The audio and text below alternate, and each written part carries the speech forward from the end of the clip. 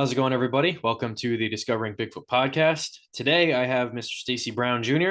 and yeah, his dad is the one who got footage. And where was that? That was near Tallahassee, correct? Yeah. Okay, so he was featured on Finding Bigfoot, and you can go and look up his footage. It was thermal footage, uh, which I know is real footage. So let's get into it. Tell me about yourself. Well, 38 years old, getting up there. At least I feel like I am. Uh, from South. I make documentary films. Love hunting. Being outdoors. Looking for cryptids, ghosts, whatever it is. You know. So, but my main thing is the skunk ape. Out of all the things we go and do, I like that because I grew up here, so being in the woods, there's a certain, I guess, satisfaction I get out of it. You know what I mean? Um, the swamps down here are very, very like Tarzan like, Yeah, and so it's like really, I love it. You go everywhere else, and I mean, everywhere else is different in its own way, but this one's like, you know, my shit. So yeah. I can't call myself a Floridian, but I do enjoy Florida. I've been down here for a little over a year now, and it's like I'm from New York, so it's all mountains and stuff. And I think the tallest mountain you have down here is what, like 18 feet above sea level or something like that. yeah, well, we got where the footage was taken was actually, if you ride over to the area, it looks almost like North Georgia but smaller. Okay, I mean, you've got hills, you know what I mean? right. But they're not. But I think the highest is like 248 feet, Oh wow. Okay, something like that. But it's a very stark, uh, it's very big difference from the rest of the state. You right. know what I mean? Yeah. So I want to talk to you kind of about the habitat and the environment, within Florida itself, just and in the areas surrounding like the Everglades and whatnot. Um, so what I noticed, and I think everybody knows, is the forests down here are super, super like thick and just wiry. The palmettos are, it, I would almost say, impossible to get through. Right. um, and I also noticed that the deer are much smaller. All the animals are pretty much smaller than they would be north more, where, like we'll say, Missouri, Arkansas, Georgia, North Carolina, those kinds of places where they have like really big deer. Then just 600 miles south, the deer are half the size. So with that being the fact with the animals, because they have to kind of go through these tiny little passages that they've made through the palmettos and what, how do you think that there is a skunk ape or there is Sasquatch down here, being that the deer just in that 600-mile difference are half the size, and we still see Sasquatch, or we still hear of Sasquatch that are 8, 10 feet tall down there? How do you think that works? So, I had the luxury of seeing Sasquatch twice. Once in Awesome. Florida and once in California. Okay. The difference in the animal. It was the same animal, but the sheer size of the one in California compared to this one. This one looked more like that thing off the Boggy Creek monster poster. It's Yeah. like gangly, you know what I mean? And it's not real thick coat, like a bunch of hair flowing and stuff. Looks like it's in a damn Pantene Pro V commercial out west, right? Back here it's nasty. It looks like it's in the swamp, so it's still a large animal, um, but at the same time not as big. And a lot of that, you have Bergman's rule in or Bergman's law, one of the two. In biology, it's the closer you get to the equator, the smaller everything gets. Yeah. Right. So, like you said, our deer are runts compared to out in Idaho or up in New York, Hmm. Minnesota, places like that. Um, but they live a very different lifestyle. You know what I mean? Right. The ecosystem kind of works out to where you couldn't bring those deer from up there down here. and expect them to stay the same size. Right. The heat will like sure it gets hot in New York, but it don't get Florida swamp hot. No. You know what I mean? Yeah. So I think nature really kind of takes it, takes care of its own in a lot of ways. And so the environment the way it is, most of the stuff will go back. These things they just kind of seem to go off through the shit, to be honest with you, like because Yeah. you have a lot of thick underbrush and stuff here. Doesn't seem the doesn't seem to deter them. Wow, I don't know. I had some trouble with that. But it works out for them. So, and that's if you're talking about Bigfoot as if it's a flesh and blood creature, because I go to some spots in the country and I just don't doesn't make sense. Like Florida to me is the best habitat for these creatures to live in. Like besides, I think maybe two species of monkeys, you don't really have primates living in these cold ass conditions Right. everywhere. And that's like with Expedition Bigfoot. They found chimpanzee DNA in Kentucky. Well, unless you fucking put it there and you know it, you didn't find that. Yeah. A chimp, our hooded nose allows us to be able to breathe and survive in cold temperatures. That's why you don't have primates up in these freezing, conditions because they don't have a hooded nose. Hmm.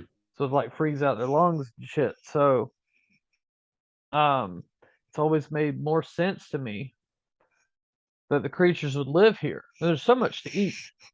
Like Yeah. hell, what's a bear have to do in Washington State during the wintertime? Or in Idaho, Colorado? They have to go and hibernate. Yeah. Because why is that? Because they ain't jack shit to eat during the winter. So unless these Sasquatches are hibernating, in which we don't know of a primate that hibernates. Hmm.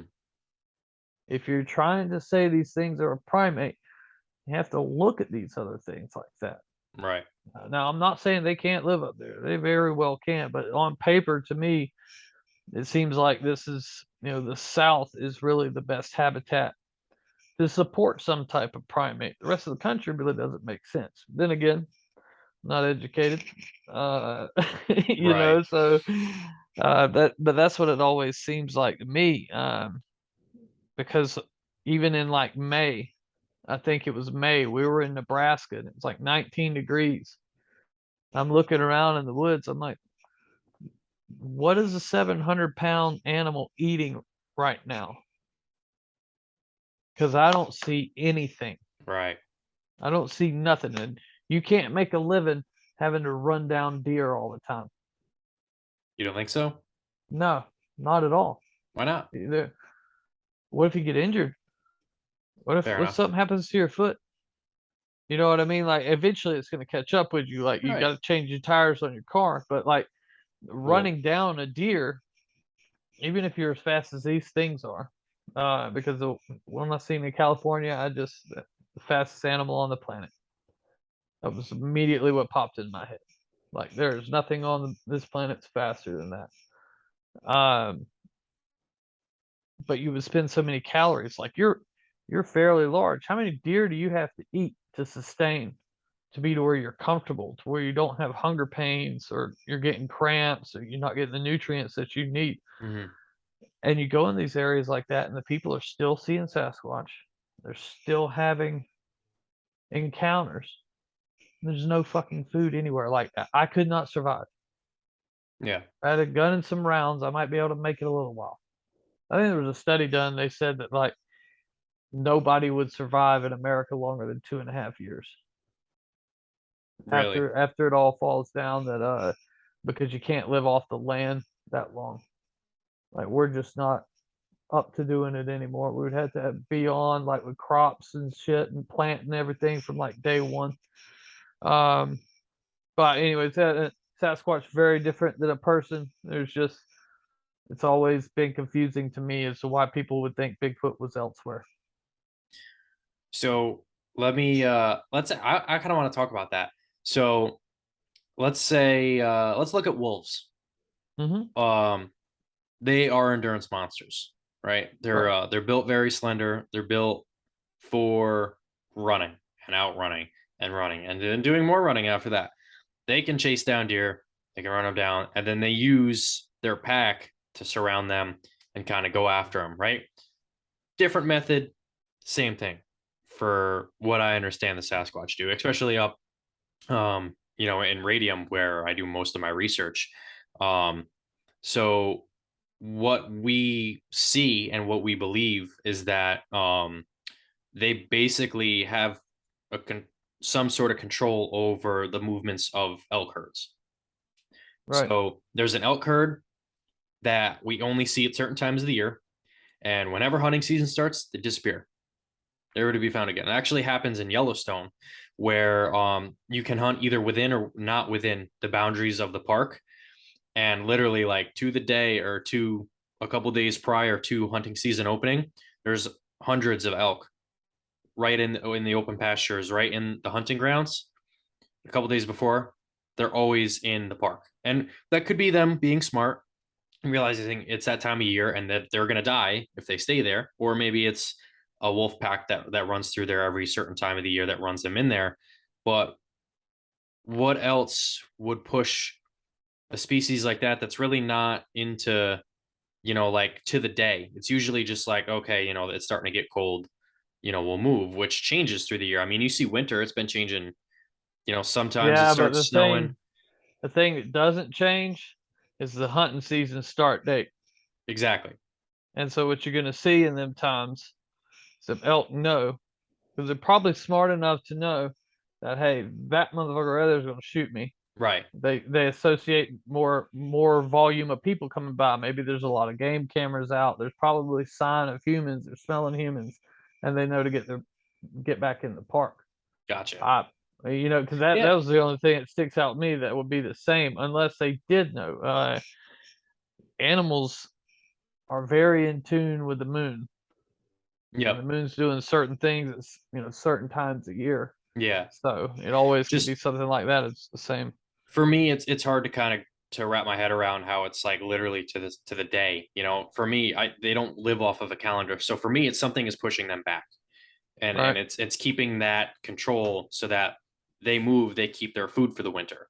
So in radium, where there isn't much hunting whatsoever, if at all, if they have control of just one elk group of say 100 elk, right, and they select a certain few to take and to eat, every couple days or every day or whatever, they can maintain that population through that elk herd and just keep it moving through their certain areas so that they can eat and that herd stays healthy, but also they can keep their food, right? Because, like you said, they need a hell of a lot of calories and they have to eat probably very often, right? So, if they figured out how to control an elk population and keep it in the same area, they don't have to run it down, which means they're conserving their energy, which means they're conserving their calories, which means they probably don't have to eat quite as much.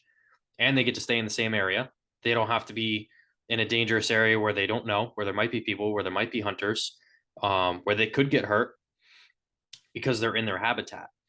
So, and I think they did a study on a specific elk herd somewhere, I think near Golden, BC, where there was a 90% death rate in the year to 2 year mature bucks. There's no reason for that. The wolves only kill the old and the sick, or the young and the sick. Right. So it's not wolves. Bears go after the young and the sick, the stragglers. They don't do that. Coyotes, whatever they can take, and if there's wolves in the area, the coyotes aren't around because the wolves kill the coyotes. Um, the mountain lions, they kind of go after whatever, but there's not a pack of mountain lions, and bears don't roam together in packs either. So how is there a 90% death rate and specifically that time and that couple year of bull elk, which leads me back to my point of if they're controlling it, they're smart enough to realize, okay, if we take these few, then the other older mature bulls can keep mating into the population, and then eventually they kill the older one and move in a new bull so that they're not getting interbreeding, right? And they don't have to run. They get fresh elk every day, every other day, whatever. Doesn't matter. They don't have to run for it. It's really perfect. It's the perfect ecology for them to do that Why wouldn't they do that? If they're as smart as Right. we think they are, if hell, I mean, if they are interdimensional, then maybe I'm probably wrong. Then probably they just go into a different dimension and eat. I don't know, you know? Oh, it wouldn't mean they wouldn't have to eat here, and that's Right, you another thing. know. People act when you, because even science is now talking about multiple dimensions and things of that nature. But if we were to have access to a portal, it wouldn't mean that we're not flesh and blood. It wouldn't mean that we're not having to eat, that we're not leaving tracks, that we're not leaving hair and things of that nature. All Right. those could still very well be happening. You know, that the whole elk thing, that I mean that makes a lot of sense. It's if they're killing 90% of them every year though, of that, wouldn't that like curve the number of them as well? Like, wouldn't that the population reflect that? Like that couldn't keep up forever. Somehow it is. Unless they're, I guess if they're old enough to breathe. Like I said, I'm not no biologist or nothing like Right. that. You know, So and neither am I. This is just the research that I've learned and I've heard and I've seen. right. You know, and also too, I mean, like look at it from our point of view, right? Would you rather go to your refrigerator or would you rather go to the store every night to get food? Oh no, it makes You know? sense. It absolutely makes sense. But so then in the wintertime you would just want to locate an elk herd, right? Yeah, so you just And keep then pushing base them your around. research off of that. But see, I don't even know how bad a wintertime expedition would be in British Oh, Columbia.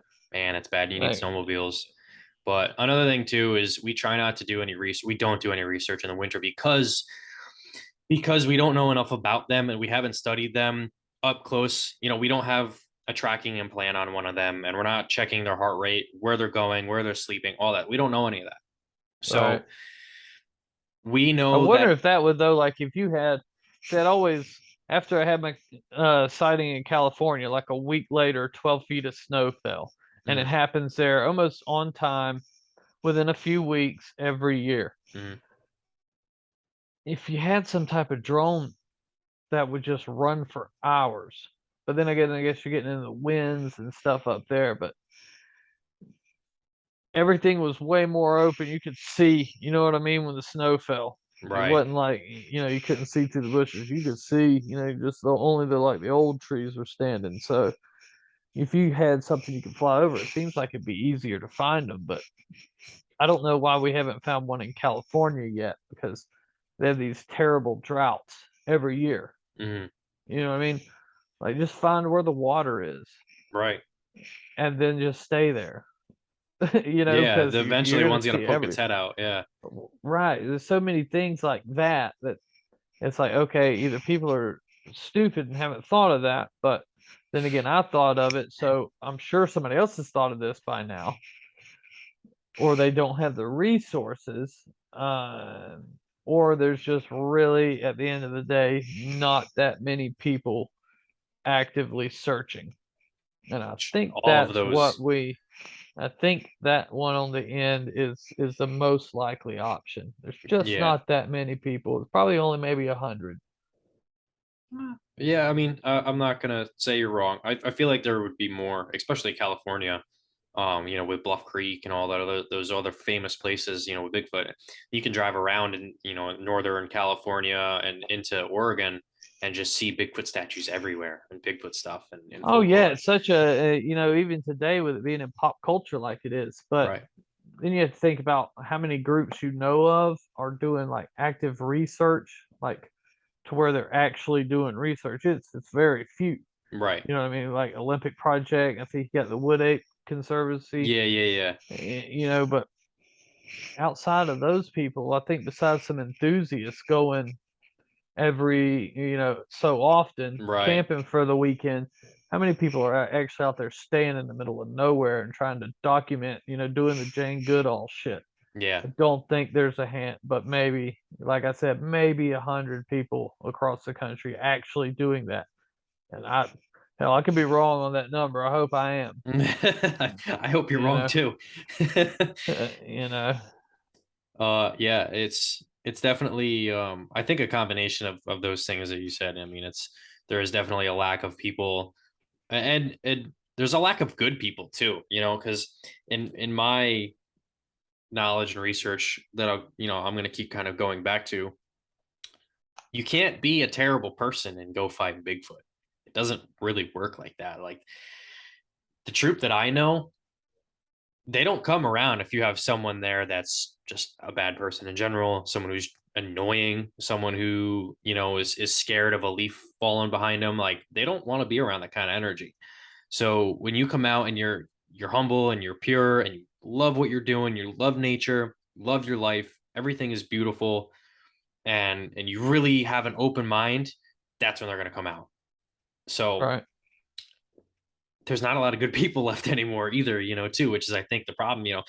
So I think the fact of having the right people for them to show themselves is one thing. So if you take that number, let's say we'll put that in a quarter, because like I said, there's not a lot of good people out there. So you take that 100 people and you knock it down to 25. And those 25 who go out there like I do, like Todd does, like my cooperation does, like the Wood Ape Conservancy and all those people and groups, you're talking, yeah, 5, 10 people who are out there constantly 100, 200 days a year, like trying to habituate and do things different and stays out there and does crazy shit and pushes the fucking limits like we have to in order to get a different change. The reason we haven't gone anywhere is because I haven't done anything crazy, you know? Hey, I don't know, man. It's like we keep beating our head into the wall, Right. Yeah. It's like we're and going we're like, nowhere. yeah, And like even when I'm out with Todd, and I mean Todd's got some boundaries that I don't think a normal person would dare to break. And I go out there and I tell him, yeah, no, I'm not going to do that. I'm going to do this instead. And I'm going to go sleep outside of the camper, which is a big no-no for him. Because there's grizzly bears, there's mountain lions, there's all that shit's out there. right, right, I'll go sleep out in a tent out, and not even, I'll sleep in a sleeping bag on the ground outside the tent. I've done it. yeah. Well, I But did that for a while. that's what I have to do. That's what we have to do, crazy weird stuff, because how else are we going to learn anything else? You know, I don't know that we will for a while. We're gonna have to like, I think almost get like a clan to accept you enough to where you go and stay out there with them, and they end up making you one of their own kind of thing. Like I said, there used to be this guy on YouTube that like did this shit with a wolf pack. Yeah. You remember that guy? You remember him? Mm-hmm. Yeah, he would like go in there and eat with them and stuff, and like sit down there and growl and bark and all that shit, just like a wolf. And they would fight with him and stuff. He'd be all cut up, still going at it. And I think that's what it's going to end up taking. But then at that point, if you're like cool with them, like homies, you know, you may not want to turn them over to the rest of everybody else. Right. You know what I'm saying? You may just like want to chill with them. That's what, Yeah. honestly, if I could just get that, Yeah. I'd love to I'd sit down love and just that. eat berries with them all day. Yeah, just go hang out for a little while. No, probably take me a little bit to not be scared. Like I guess because they're an animal, unpredictable. The size of the thing, it can just reach over and backhand you, and you're done.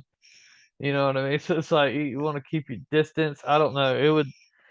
It would have been really cool for it not to have been the Albert Ostman story. If it was the Stacy Brown story, I would really like that a whole lot better. you know? Yeah, no, I get you there.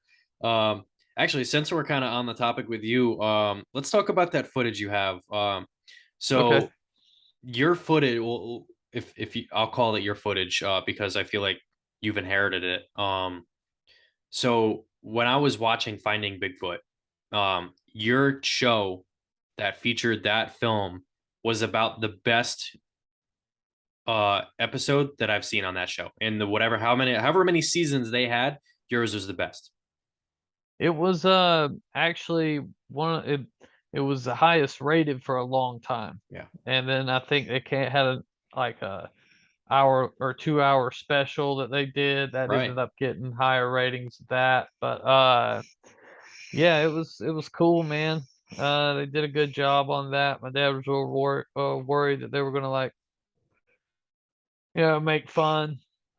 You know what I mean? Yeah.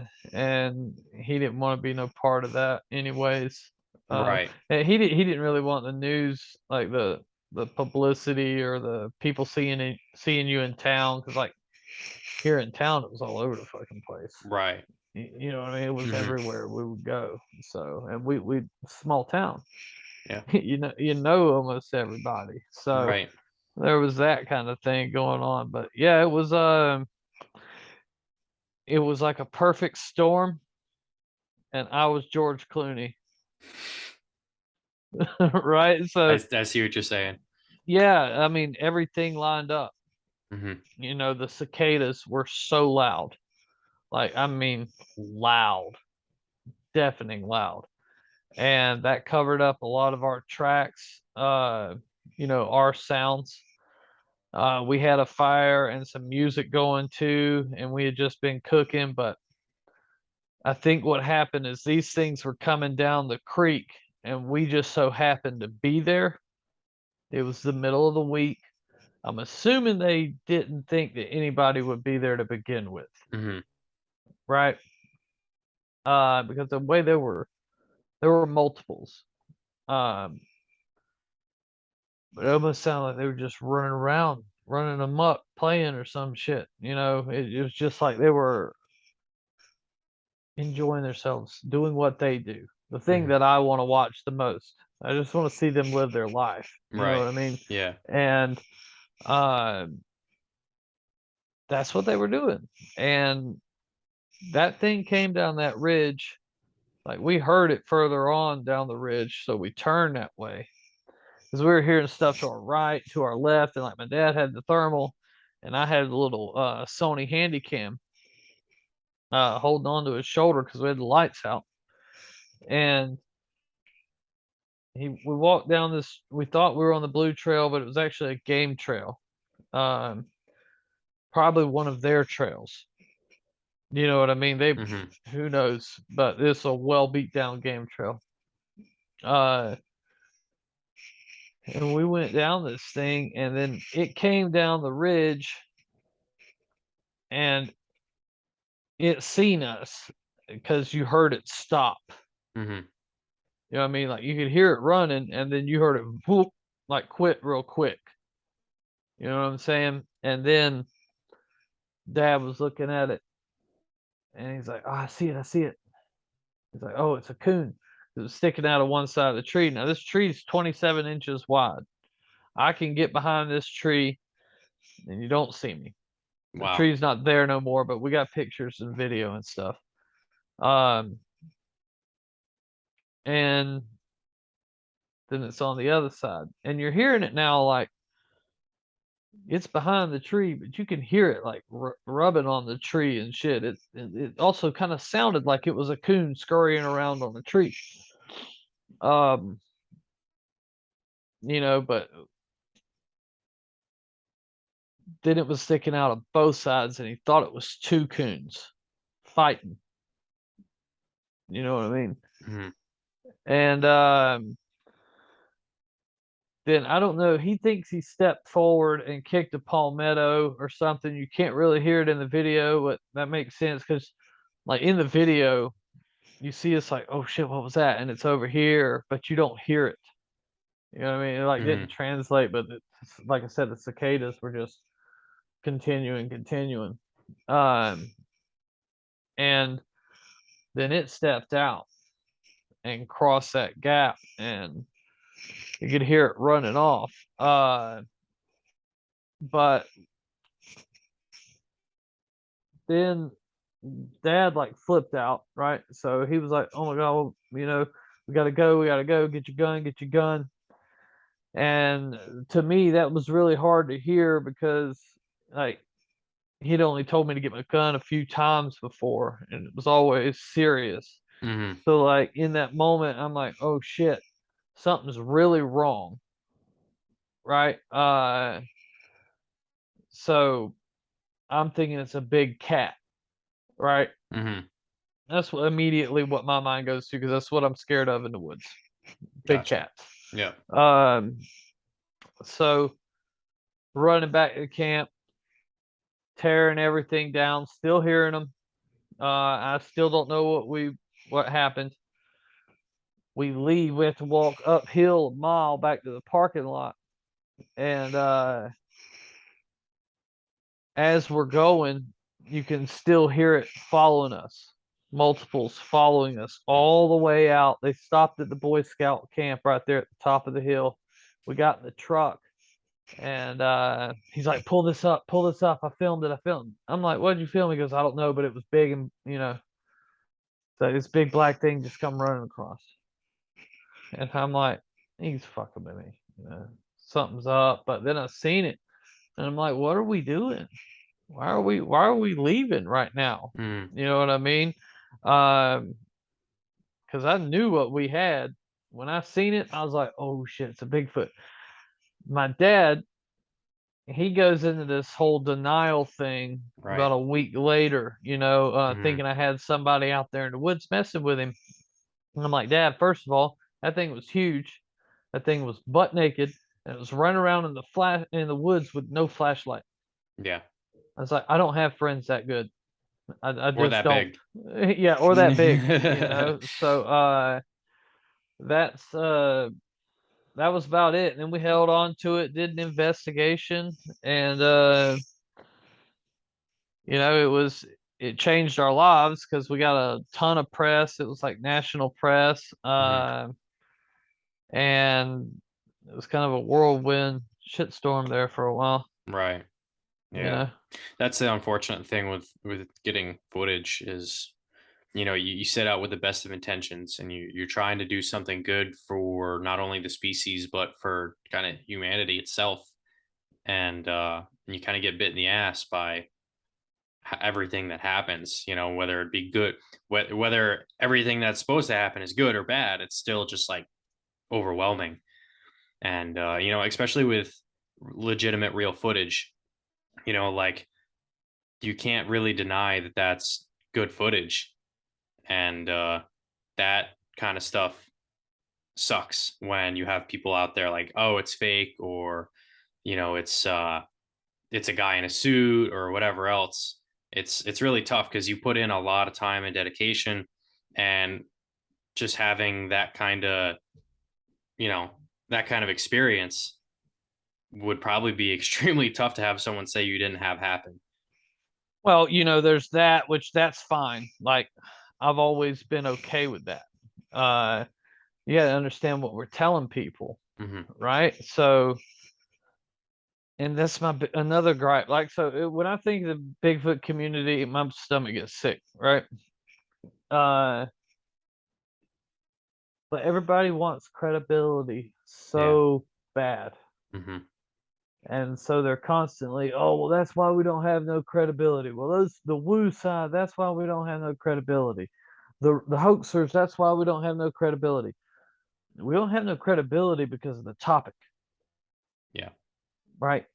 Are you honestly going to go and tell somebody that you've seen an 8 foot tall, undiscovered, hairy human in the forest and then get mad at them when they don't believe you? Like, think about what you're saying. Hmm. It's nuts. You know what I mean? Yeah. It is. It's sorry to break it to people, but it's nuts. People are not going to believe you until you show them. And so we should put this, and not feel down about that or get mad. Oh well, my family doesn't talk to me anymore. You don't have to argue with people. I'll tell you my story. You don't believe it's fine, but I don't Right. expect you to believe it. You didn't see it, but damn it, if you would have been standing there with me, you would be, acting. You wouldn't be having that face you got right now. Right. You know, um, and I think if more people took it like that, Yeah. like, hey, it wouldn't bother them. Like, I don't lose no sleep over it. I know what I saw, Yeah. and I hope to one day prove it, to the Hmm. world. And don't think then though. Don't think then. I won't be wearing a big damn "I told you so" Right. sign around my neck, Yeah. you know. But until that time, hey, y'all want to ridicule me or believing in Bigfoot or saying I saw one, you want to tell me I saw something else, hey, whatever helps you sleep at night, bud. You know Oh, what I mean? yeah, no, Whatever helps you sleep, because I don't expect you to believe it. yeah, no, I have a lot of guys that, just on my, I talk about it too on previous episodes of my podcast. It's the guys that I work with are just kind of like, you do what? What are you talking about? What do you mean Right. Bigfoot? And they're so hard headed. They don't want to open their mind to it and actually think, that there might be a possibility. And even just like I throw it out there too. Like, how do you think a 1,000-pound grizzly bear survives in the mountains? Oh, well, they got berries and deer. Okay, so if that's totally possible and we have proof of that, why can't a 700-pound undiscovered primate do the same thing? Well, so what I've learned through Ubering, um, like so, I have a big my YouTube logo is all over my truck, right? Cool. And so when I'm Ubering, picking people up, the common misconception, I'm gonna say 90% of people that ask me about Bigfoot in my car believe there's only one. I know. Like that shit blew my mind, dude. It was like Santa Claus. I was like, hold on, y'all think Bigfoot is like the Easter Bunny or Santa Claus? And they're like, yeah. I'm No. like, no, this is a species. There's a bunch of these things.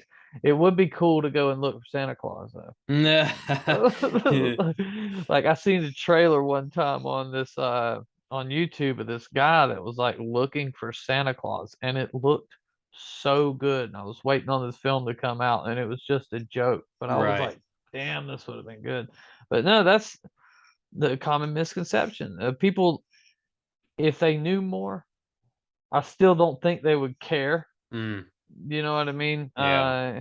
Because like somebody had to listen to Nickelback, right? Yeah. For them to be popular. Yeah, And yeah, yeah. so that's these people, right? So Yeah. they're not going to take the time to actually dive into it. Hmm. And you know that they're so they don't look at it and they're scoffing from the idea of they think it's like Santa Claus. Yeah. Another common misconception I hear a lot too is like they're all aggressive and they're all trying to kill you. But see, that's that depends on where you're at. Like, Right. I think it's a misconception though, because I've been I I've been think it around is. I've been around a handful of Sasquatch, and I had one this year about 15 feet away from me that could have ended my shit without Right. much thought, without much trouble, and he didn't, or she. Yep. Well, that's the I thing though. But like what I found out was the people in the South always report these angry encounters, yeah. these terrible attacks and shit, right? And people down here are a little bit more defensive. They're Yeah. a little bit ornery. The fucking heat does a lot of it to us. But Yeah. uh I'm getting well, there. well, hey, violent crime in the state of Florida goes up like 30% during the summer months. Yeah. It's because it's hot. But anyway, so everybody reports, oh, it was attacking me. It was attacking me. Now you can have the same exact encounter and make it in Washington or Oregon where everybody's hippies, smokes dope, takes shrooms. They're all living life and loving the shit. And it was a peaceful Bigfoot. Hmm. It's just perception. And I think it's Right. what's ingrained into like it's a cultural phenomenon, within the phenomenon. That's a good I way to could be put it. wrong on that, but myself, I believe if you put yourself in the right situation, you would meet the business end of whatever it wanted to show you. You Oh know what I yeah. mean? Yep. I don't think that it's safe to be around them for that reason, Right. right? Like 9 times out of 10, I think you're gonna be fine. Hmm. But that 10th time, a lot of people go missing, bro. Yeah. Oh yeah. You know what I'm saying? And Yeah. there's got to be a small percentage that's meeting their fate to a Sasquatch. Maybe they Oh, got in between the babies, like with a bear, or maybe you got into this dude's territory and he's having a bad day. yeah. And I think out of the percentage of it being Sasquatch related, I think just coming across a bad egg is even less of a percentage, because a lot of the people who go missing, let's say like the missing 411 show, most of those guys were hunters or even just Hmm. hikers, and like most of them were hunters, but there was a good majority of them that are just hikers, you know. So let's say that the hunters are out there. And there was one case that stuck with me specifically where it was an older guy. He went off the trail like 200 yards, and then they went back to look for him, and he was gone. Right. So what I think might have happened is because he was sitting on a in a good spot, looking over a ridge. Right. What I think he might have seen was a juvenile Sasquatch. And because they always triangulate, they kind of always are in a group. They're always around each other. And of course, if you have a juvenile just roaming around, mom's going to be around. Same with a bear, Hmm. or dad's going to be around. And I think he might have thought it was a bear and picked his gun up, and it was damn near about to pull the trigger. And someone said, "We're going to have to. We can't let this happen." And took him out, and then took him and carried him somewhere. Right? Because Right. how often do you have a Bigfoot or a Sasquatch come around you and then you go find tracks the next day? They're so hard to track, right? So if there's 6 or 8 guys running around in circles trying to find this guy, tracks are going to be gone. There's no chance you're going to find tracks. Even if you're not looking for it, even more so. So if they picked him up and picked all his stuff up that he dropped and carried it off, uh, I think that's a very good explanation as to where he went or why he disappeared. So I think a lot of the times with that, with the hunters cases, they pull up their gun and they probably shouldn't have, you know, Right. and that's kind of what did that. And the other ones who were just hikers, maybe they saw one and just fucking bolted off the trail and got lost. And got lost, you know. Then I know the natives, some tribes talked about them being cannibals. Oh, I'm sure Uh, there was definitely a couple you bad eggs know, in there. once again with that bad egg, you know, and when you think about it, being a bad egg in there or something, you would think eventually there'd be one that had a severe mental handicap, right? Mm, Like, I mean, even if they weren't any, like, let's say they had a large size gene pool to where they weren't going to any possibility of inbreeding, you would think at some point, just, you know, just out of, based on percentages, there would eventually be one that was retarded hmm or slow. And then that's the one I'm trying to find. The one Yeah, the the one easy I might, one. yes, the easy one, the one that may not be so studious, I guess, with hiding his tracks, making sure he's not detected, not walking out in the open. See, Like when I watched the Patty film, my whole problem with the Patty film is that she walks right out in the open for a minute, bro. Like for a hmm while. yep, That's just, I don't know a lot of things on this planet, but I know that ain't typical behavior. and it's not. It's totally not typical behavior, which to me means that it's a little bit of look over here and not what's going on, on the other side. It What's could going be. on over here, So it was for me that film, and I talked to Doug Hychek about this film. Um, he thinks that it was a diversion. Like, hey, come look at me over here. I'm going over here because there was an infant, or whether there was something else going on where she was coming from. Right. And follow me over this way. Don't follow me to where the important stuff is, or isn't. So I think that was why they got really lucky with that footage. I Um, mean, could be. It could be. Or like I'm or she was the 100%. dumb one. Well, no, or because when you look at Roger Patterson himself, mm, and if Roger Patterson was around today, he'd be the same person that Rick Dyer is. Like he was a con man. mm, He sold like he sold 50% of that film to 10 different people. Wrote a right. bad check for the camera. Like there's red flags all over the place. So I'm when I was talking to Doug about it one day on the phone, and he put me on the phone with Bill Munns. Oh, Like, cause you know what I mean? And we had like hour and a half long conversation. I asked him all these questions, brought up all these things I had. And of course he had a rebuttal for everything right. which is fine.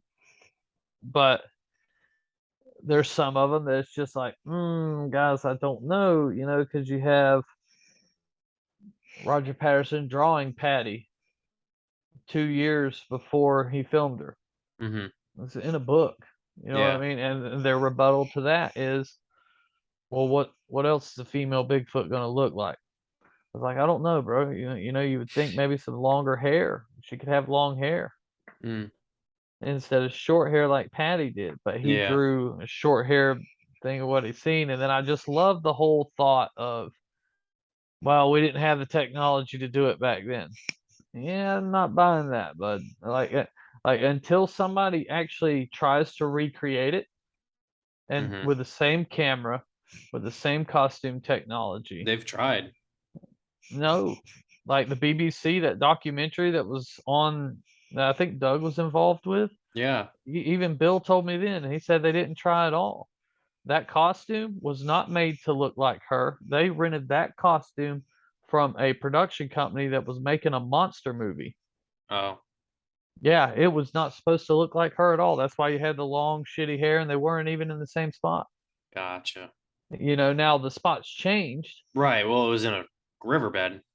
Yeah, so it's changed slightly, but you could still get the distance and all that, and then run the creature and use that same camera. So that's my goal. I want to see if I can do it, because if I can't do it, then hey, it's just it's real. Because I've hung out with Bob. Bob is the one of the nicest people, and if he's lying about it, I He that's where my deserves an Oscar. right. That's where Yeah. that's my one hang up Hmm. is Bob. But could Bob have been hoaxed? Because I mean, you got to think about it.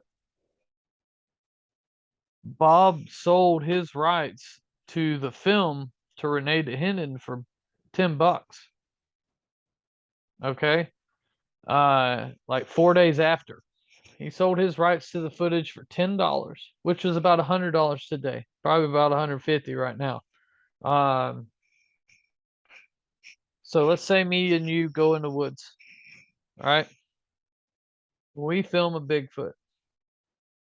We both know we actually filmed a Bigfoot, that the other one didn't have shit to do with it. This is legit what we just filmed, the first one ever filmed. Hmm. We came out here to make a Bigfoot documentary, and damn it, we filmed a Bigfoot. What do I have to do to you to make you sell those rights for next to nothing to that footage? I don't know that there's many things that I could do to you, because you know what you have. Right. You know what I'm saying? So that always struck me as odd. Like, why did you do that? Because oh well, we didn't want the noise, we didn't want this, I didn't want the attention. Horse shit, dude. What are you talking about? You didn't want the attention. You live in a town full of nobody. You're Bob Gimlin. Hmm. You whip most people's ass. Like, this little dude's a Golden Gloves boxer. Yeah. He would fuck most anybody up. Hmm. And so what are you worried about? You know what I mean? Like, it doesn't make sense to me. If we just went and filmed that the damn earth was flat, brother, I don't give a damn if you slap my mama. I ain't releasing my rights to the footage. We don't have to be friends for me to still make my money, Right. you know? Yeah. And so that always also struck me as odd. There's a ton of things when you look into that are, and then there's the fact that we haven't seen the real footage. Hmm. Everything we're seeing is a copy of a copy of a copy of a copy. Bill Munn said he saw the real footage. And I was like, "Did you see a butt crack?" He's like, "No." He's like, Mm. he's like, "It was kind of there, but it wasn't." And so she's the only bipedal thing on this planet doesn't have a butt crack. Yeah. You know what I It's a mean? It good doesn't point. make sense. And there's so many red flags, and I question it. And that's another thing with the Bigfoot community. They're all homers. You know what I mean? They just like, yay team, we're not gonna scrutinize everything, especially our holy grail. Like, Right. we need to address these red flags. Right. No, Like, I some of you understand that. guys that are making all this money on these TV shows, spend 10 grand and try to do it. Try to recreate it. Put it Yeah. to bed. Like, Yeah. show the rest of the world. Yeah. But they Yeah. don't. So that makes me want to ask. So, what do you think of Todd's footage then? So I don't know, like, cause you here's the deal with Todd's footage is if it's real, I wasn't there, first of all. So everybody should have skepticism when you are not there because you don't 100% know, right? That's where I am with like, is the world round or is it flat?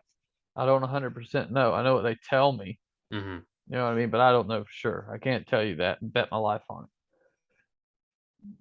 The species variation is so drastic because there's some of his footage that he has that looks nothing like what I saw. Hmm. Neither time at different parts of the country, like drastically different. And then he has some footage that I see, and I'm like, hey, I don't know how that could be done. There's one running up a hill, right? And it's Yep. this like loose rock, and it's running through this stuff. And I've That tried to run through that stuff. video 3. Yep. I could not do it. I'm pretty athletic. Before I got hit by a dump truck, 2014, when I tried to do it, 2013, I could not do it. And like I should have been able to do it. That thing does it like it's got uh those moonwalkers or those little jump things that Nickelodeon used to sell. You know, you like Hmm. could have some spring in your step. I guess it would have to do something like that, but I don't know how you would fake it. And then you have, and I guess just in they were all in that radium area, right? No. So the first 3 videos were California, and then the rest of them are in radium or Nordig. Okay, so what's the one that's got the snow on the branch in the picture and it's just kind of sitting there looking at it? So that Everybody calls it a Muppet. I think that's video 5, and that's Jane. And the reason she looks different is because she's female. Drastically different than what I saw. Hmm. Do I know if it's real or not? I don't know if it's real. I can't say. But like from what I saw, doesn't look anything similar to it. And then you have, I don't know where his one that he got is the black face and it's like looking at the camera. I Yep. So think it's that under a log. I think that's video 8. I'm probably wrong, but that's Kubota, and he looks very different from all the other ones too. Um, That's what I'm saying. So it's yeah, like there has to be, if they're all real, then it has to be some varying variance in the species. You absolutely. know what I It's mean? Because I, me and you look somewhat similar. right, but we also look different. We do look, but not drastically different. Hmm. Like some of them are so drastically different that it's like, wow, I wonder if it's not different species altogether. You know what I mean? But like, because for a while I was like, shit, man, I don't know. You know, you hear everybody talk bad about the videos, and so you're like, oh, well, this is probably bullshit. Everybody's saying it's bullshit. And then Les goes up there, and I Hmm. trust Les. Yeah, He has an encounter with him. You know what I mean? He has the stuff going, the apple gone, and all that stuff. And so then you're like, okay, so he's up there really having real encounters. Like, yeah, he's not bullshitting. Les filmed a Sasquatch on the top of radium. Yeah, and on that game cam. He filmed a Sasquatch there. Yeah. So You can't fake that and that's from Les Stroud. He's gonna right. pick every hair apart on that, and he still put it up. Yep. And so you had to think, well then you have the people that say, well, maybe he had one real piece of footage and faked footage to make money to fund his research, which if that's what happened, hey, whatever. But coming from somebody who has really respectable, really famous footage in the community, you, there's not really no money in that. Hmm. So that theory's out the fucking window. Right. And Todd's So not I made don't of money either. Todd does not come from a wealthy family. Like, you know how much money it I'm sure you know how much money it would cost to try to let's say Jane's footage, where, the Muppet, where, the right. one you with the snow. How much money do you think it would take for you to make an animatronic face and bring it to God knows where in the mountain chain with snow, with worrying about moisture and fabric getting ruined, and hiking it, carrying it in there to set it up, and to try to do all that to make it move. uh you're talking 30-40 thousand dollars, and Todd's not going to do that by himself. He's got no whatsoever uh anything to do with fashion designers, makeup artists, Hollywood. He has nothing to do with any of that. How would he, having no experience with any animatronics, any Hollywood special effects or makeup artistry or anything like that, be able to pull that off? Oh well, he would have had to, like, so there was even that, right? There was that question, and the response was, I think his wife was actually a makeup artist, No, or had some production studio where they no, made videos, right? And nope. so then I was like, I have a damn production company. Hmm. That doesn't mean that I've up and hoaxed something. Right. You know what I mean? Even if those things are true, Hmm. it doesn't because, like you said, I know that you're at least talking $10,000, At least, the and very at least. least $10,000. And who the hell's got that laying around? And for what? To go through all the shit that he's went through, and he keeps releasing videos, he keeps Hmm. capturing videos, but people don't give him the time of day. I always figured it was because he was Canadian. Well, You know. well, let's talk about another point with that video too. So we know that he doesn't have the mentality.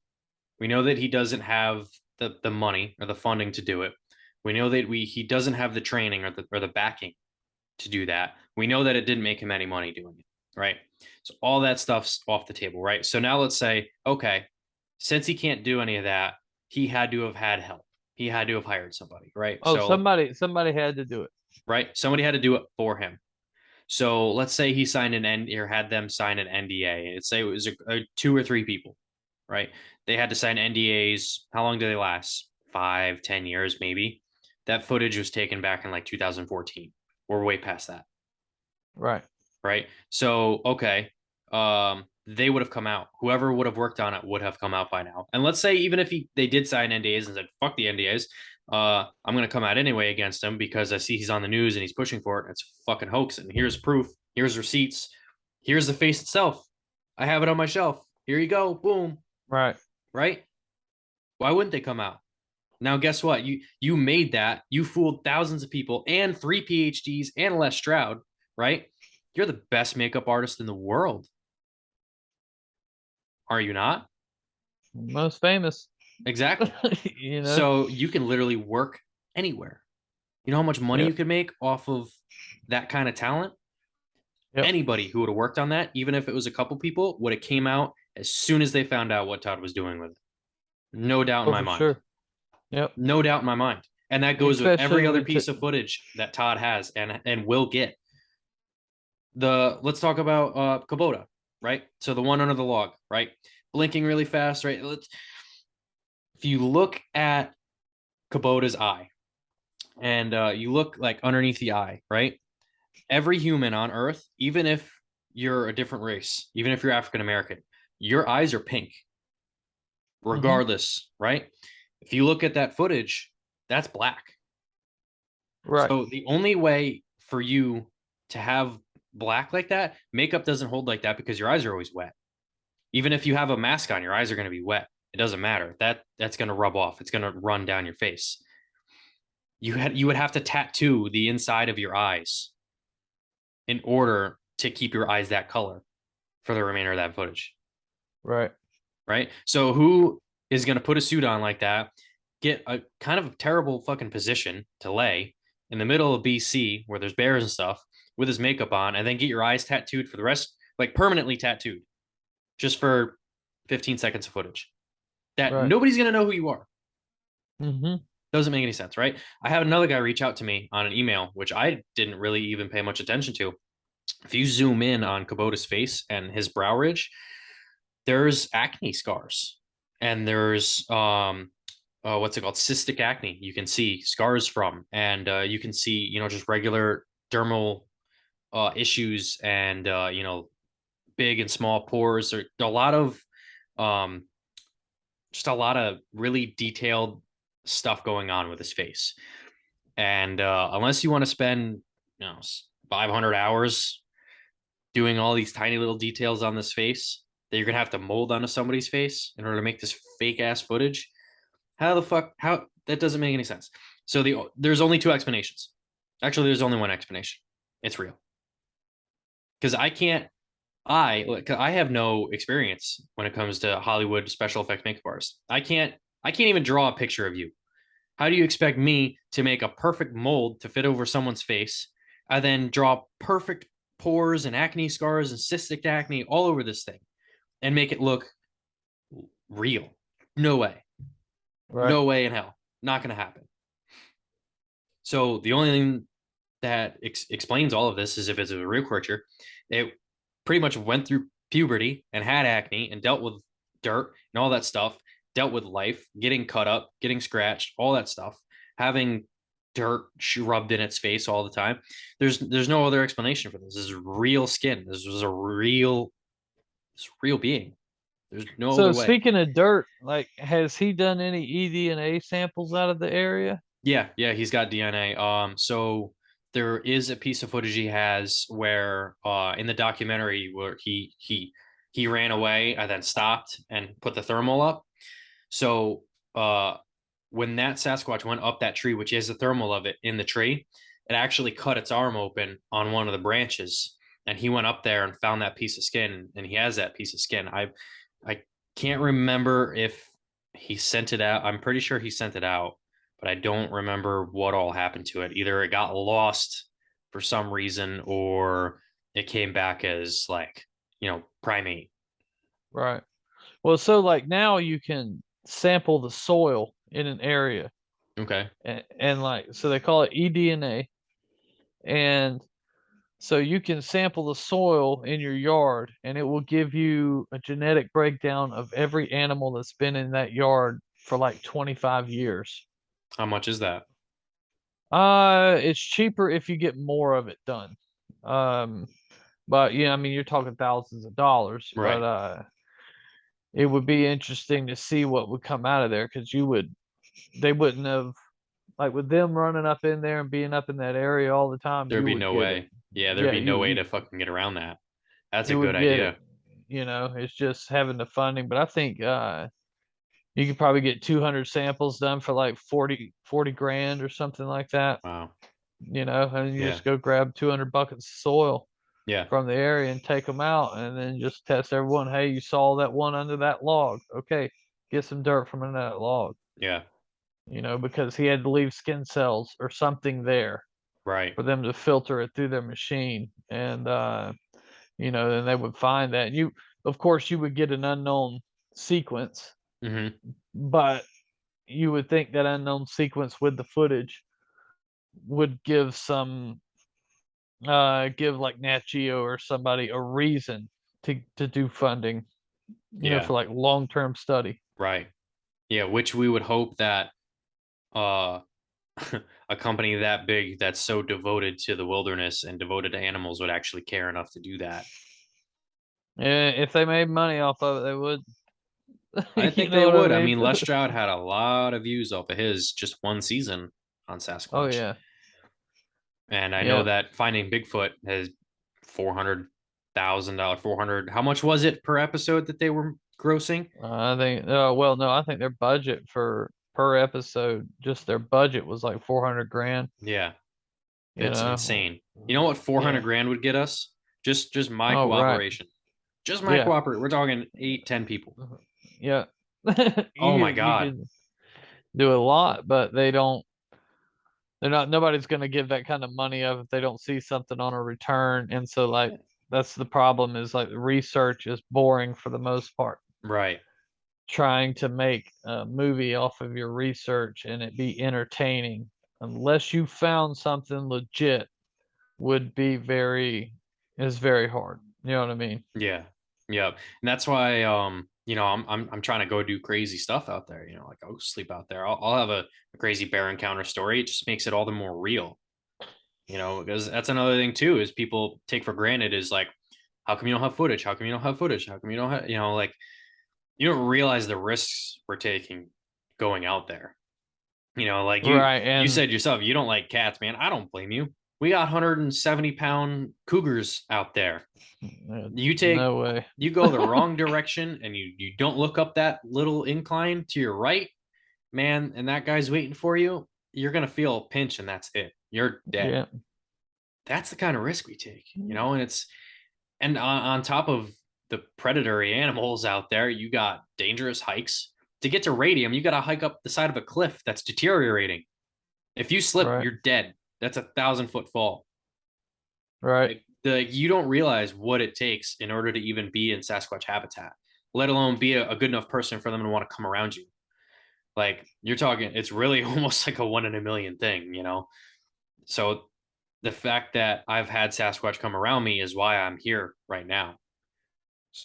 There's not many people left who are willing to be right here and willing to say that they've seen what they've seen, and have the encounters and the experiences that I've had, and be able to hopefully take people out. Like, this is my formal invite for you to come out to Radium with me next year. I'd love to take you out and show you I'm gonna Sasquatch. hold you up on that one. Let's do it. I invited Brian from Sasquatch Odyssey, and unfortunately that fell through. But man, that's my dream. I actually had this year. Uh, I was facilitating an expedition, and the girl that was with me saw Sasquatch on my expedition, Nice. and I saw one like 2-3 days later. So they're there and they come around me, just amazing. And I really want to share that with people, especially people who, like yourself, are a little bit in doubt with, so much so as Canada and the Sasquatch up north. I mean, I know that they're real, especially down here in Florida. But for people who haven't been able to see one, I I get so excited whenever they come around me. Whenever I hear tree breaks or wood knocks, I got a rock thrown at me, I get so wound up. That stuff is so awesome. I love that. I'm Right. probably I mean, crazy to people. I don't have no doubt that they're out there, but how they survive Right. is just like a No, I get that. question mark for me. You know, what I mean? It's like how that's why I want to watch them do what they do. So I want to understand their ways, and all we ever catch are fleeting glimpses of them for the most blob part. squatches, yeah. Yeah. We're working on that. We have some a little bit of funding came in, and we're working on some really high tech stuff that is hopefully going to change the outlook on that question, to where we can follow them around and we can see what they're doing on their day-to-day life, what they're eating, how they're eating it, how they're catching their food, how they're gathering their food, where they're sleeping, where they're going to the bathroom, all that stuff. We have to know all that stuff. And the only way to get that and the only way to get species protection and actually have them discovered is to show that, yeah, well, we have all this footage, and guess what? Now we know this, and this, and we have their heart rate, we have their metabolism, we have how many calories they have to eat every day. And here's all the proof because we have it all in thermal footage and night Right. vision and all that stuff. So drones are expensive. Luckily, we found some funding though, so hopefully within the next couple of years we'll be able to present that kind of answer to everybody. Because I'm curious too. I mean, like, I have in what I think is good answers to that, but I very well could be wrong. Right. You know, Yeah, you and never know, man. There's so many. It's still an enigma. it's You it's know. it's all an educated guess, and it's also all a learning experience with these guys too. Because everything I've done out there, I thought I maybe I had a one step ahead, or maybe like I can sneak up on one. No, they're 6 steps ahead of you. You're never gonna get ahead of them. Yeah. And you'll think, oh, you know what if they do it this way? And then you go out and put an apple up and you put a camera up pointed at that, and they do something completely different because they just know. You're Yep. you're not going to outwit them, you're not going to outsmart them, and you're entirely out their mercy.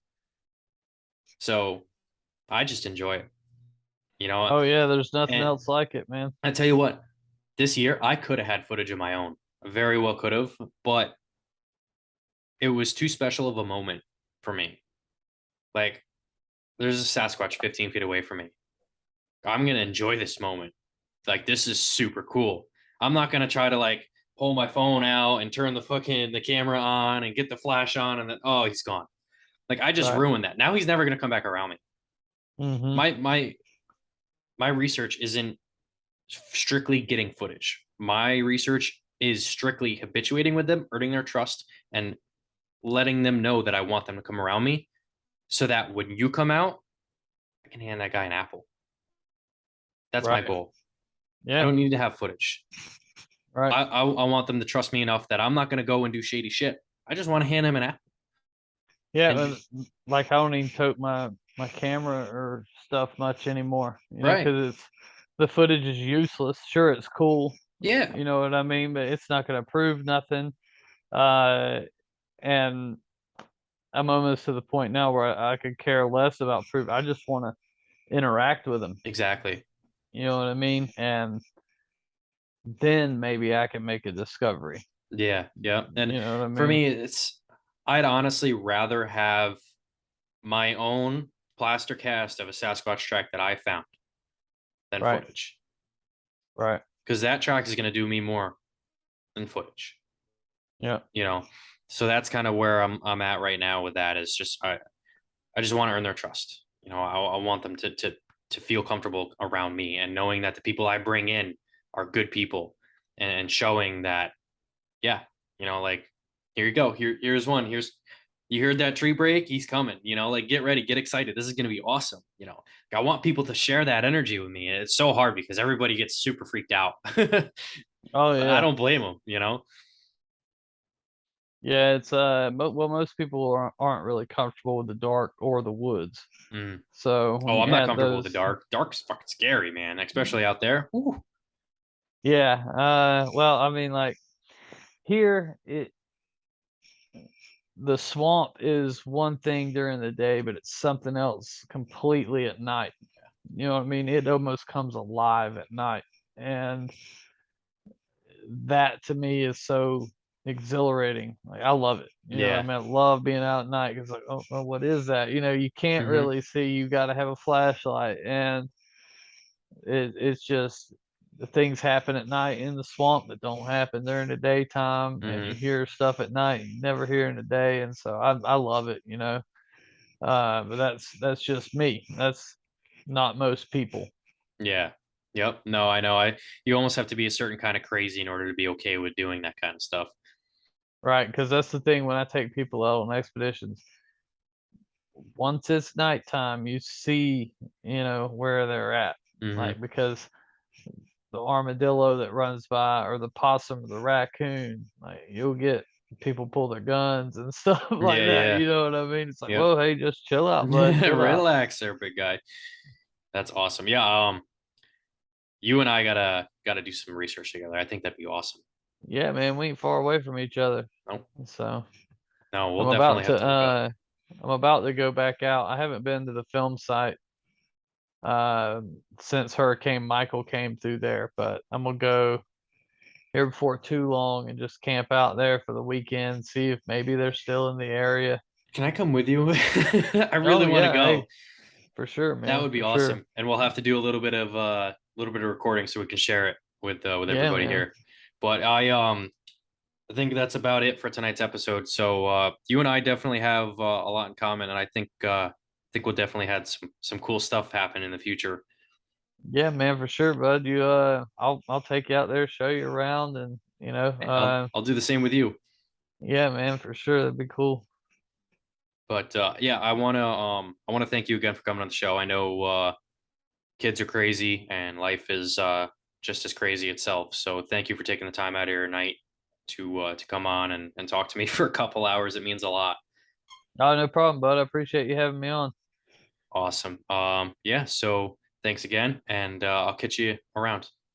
All right, bud. Stay in touch, man. All right. We'll talk to you later. Later.